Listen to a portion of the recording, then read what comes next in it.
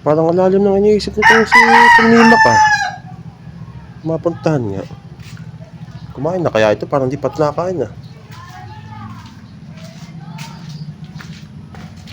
Uy, Tol! Ah, Parang ang lalim na iniisip mo dyan ah. hindi. Ano, may problema ka ba? Wala. May napanood ako isang vlogger na sabi, totoo, siguro totoo talaga yun. Bakit nga sinasabi na nila Sir Jabin, parang si Sir Jabin, sa tingin niya, parang sa tingin ko ganun din. Sir Jabin, Rosmar, hindi din masyadong makasarili sa kasi Wamos, dahil nagbibigay din naman sila. Pero hindi naman masyadong yung binibigyan nila, hindi pa masyadong hirap sa buhay. Teka, ba't mo naman naisip yung mga ganyan? Na ano ka ba? Naiingit ka ba dun sa mga natutulungan Hindi nila? ako nainggit, dahil ang may iniidolo ako dyan, si King Lax. Ayun, idol ko din yun. Yung talagang tunay. Kita mo si King Laksa, pag nakakita ng mga mahirap, yung mga talagang hikaws na hikaws sa buhay, yung pinupuntahan pa niya sa bahay. Talagang tinutulungan niya. Yung nakakita siya ng mga maraming may pinagawang bahay. Kung ano-ano yung binibigay niya, may binigyan ng karabaw. Eh, yung talagang totoong tulong, bakit? Nung tingin mo ba dito kina Wamos, kay Rosmar, kay Sir Gavin, ano sa palagay mo? Ay sila lang naman na nagsasaya doon. Hindi, tapos ay makikita mo, lalagay sa kanila, may mga picture nakalagay. Pag na-share mo ito, bibigyan kita ng 10 kyaw. Lagi mga 10 kyaw, 1 kyaw. Pero, ang daming proseso bago mapabigay sa'yo. Dapat ang ginagawa nila, kung magbibigay din lang sila, kunin nila yung GCash number, makipag-coordinate sa messenger, tapos saan nila ipadala para wala nang madaming usap. Hindi, ang balita ko rin daw dyan. Ang dami daw nagme-message sa kanila. Hindi daw nila masyadong pinapansin. Yun na nga, yun di nga nila pinapansin. Alam mo bakit? Hanggang ano lang sila, hanggang salita lang, nakalagay 10 kyaw.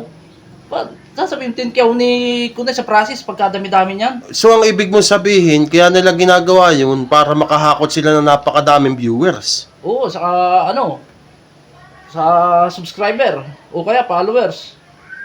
Pero ang totoo, hindi naman halos natutupad lahat, hindi naman nabibigyan yung mga ano ng sabi pag na itama mo ito, tapos magkapalaro sila, yung mga umiikot na yan, pag nahuli mo to, bibigyan ka ng 10 kyaw, isasabit mo ngayon sa kanila. Pero, Hindi ka naman papansinin. pero alam ko, totoo din naman yung ano, yung kanilang mga pakulo na yun. Meron naman talaga nabibigyan ng premyo.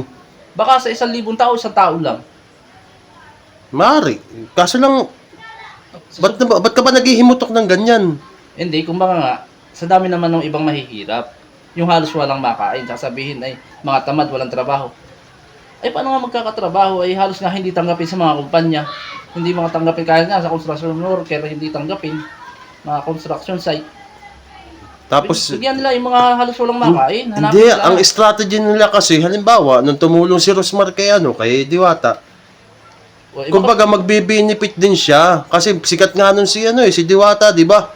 paano nga, kung alin pa nga yung sikat, yun pa ang binibigyan. Eh kasi pag nagbigay siya kay Diwata, kasi si Diwata naman, vlogger, ang dami na rin niyang followers. Oo. Pag tinulungan niya, yun, magbe-benefit itong nagbigay na to, siyempre, makukuha niya atensyon ng followers nitong isa, din sa kanya, didikit din sa kanya. Magpapalo din. Oo, Sa bagay, pero mali pa rin yung kanila. kasi may pera na din naman talaga yung tinulungan niya, no? Oo, si Diwata, at least may pera na yan. Bakit mo ba pakakatin si Diwata, angat na?